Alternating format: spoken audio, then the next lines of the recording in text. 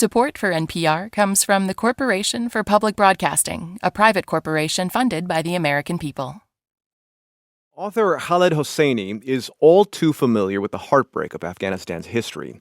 His epic novels, like The Kite Runner, richly portray the ups and downs of a country shattered by decades of war, tribal feuds, coups, and corruption. From his home state of California, Hosseini started a foundation some years ago to support Afghans displaced by war. He believes that the United States and the international community have a moral obligation to help tens of thousands of vulnerable Afghans leave the country. Hosseini has family and friends there who he told me are scared for their lives with the Taliban now in control. This is a group that for 20 years has systematically brutalized and terrorized Afghans. It has blown up hospitals and roads and schools. It has slaughtered countless Afghans, many of them just ordinary villagers, women and children as well. And now they're back and they're saying there's nothing to be frightened of. And that's very hard to believe. I'm concerned greatly for ordinary Afghans. I'm concerned for ethnic minorities, for journalists, for people who worked in human rights activists. But especially I'm concerned about women and girls whose rights stand to be curtailed and all the gains of the last 20 years stand to be lost. So I'm concerned for a large swath of the Afghan population. One of our reporters, Jackie Northam, said that right now the Taliban is on a charm offensive, seemingly saying all those right things. When you heard that the Taliban claims that they're going to lead differently this time, what's the first thing you thought? They'll have to prove it. I'm skeptical until I see it. I'll see it when I believe it. I mean, the behavior of the Taliban really going back to the mid-90s, even more than 20 years ago, has been deplorable. They've been brutal. And people, you see those images of people running alongside those planes on the tarmac of the Kabul airport. I can understand why they're scared, because they remember the last time the Taliban were here, and they've been watching for 20 years the ruthless and brutal methods the Taliban have used to terrorize people into submission and take over the country. The last 20 years, it seems that in a lot of cases, Afghans have been able to express themselves, at least, and maybe more freely without the fear of too much retribution. How might that change going forward with the Taliban in control?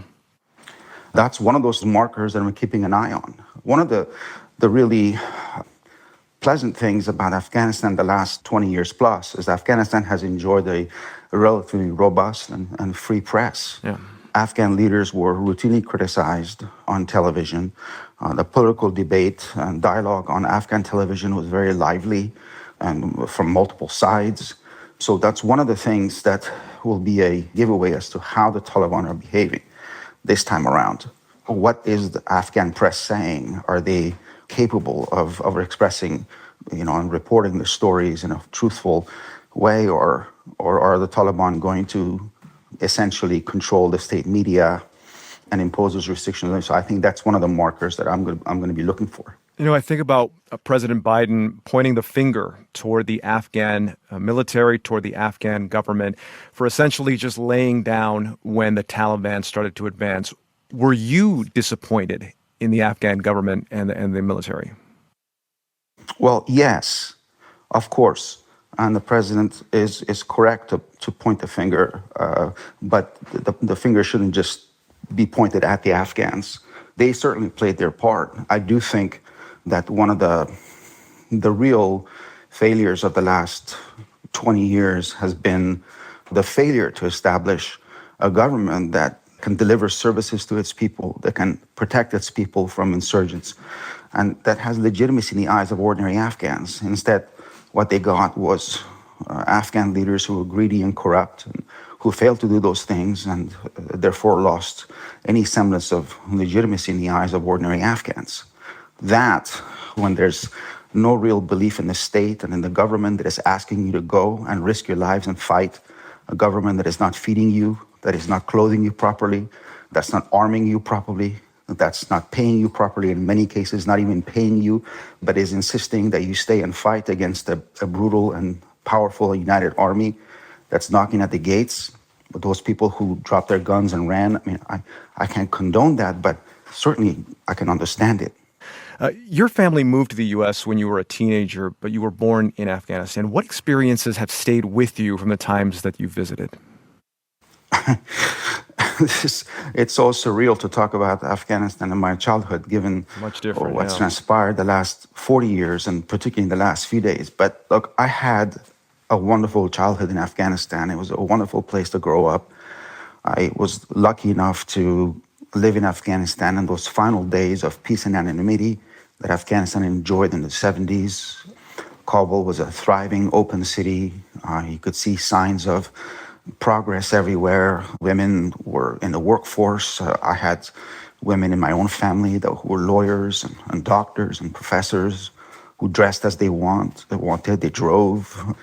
So there was, a theater community, and there was music, and it was a very, very different place.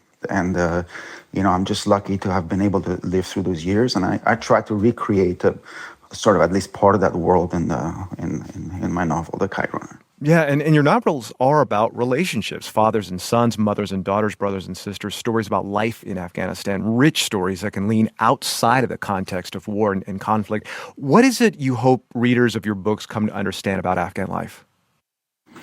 That this isn't all what Afghanistan is about. That Afghanistan isn't just about the Taliban. It's not just about the opium trade and terrorism and so forth. I hope that when people read my books, they walk away with hopefully a deeper and slightly more nuanced understanding of Afghanistan, and appreciate Afghanistan as a slightly more complicated place than what they've seen on television. And certainly, judging from the letters that I receive from readers, they feel like the books put a kind of a human face and a human aspect to Afghanistan. That's Afghan-American author Khaled Hosseini. Thank you very much for your time.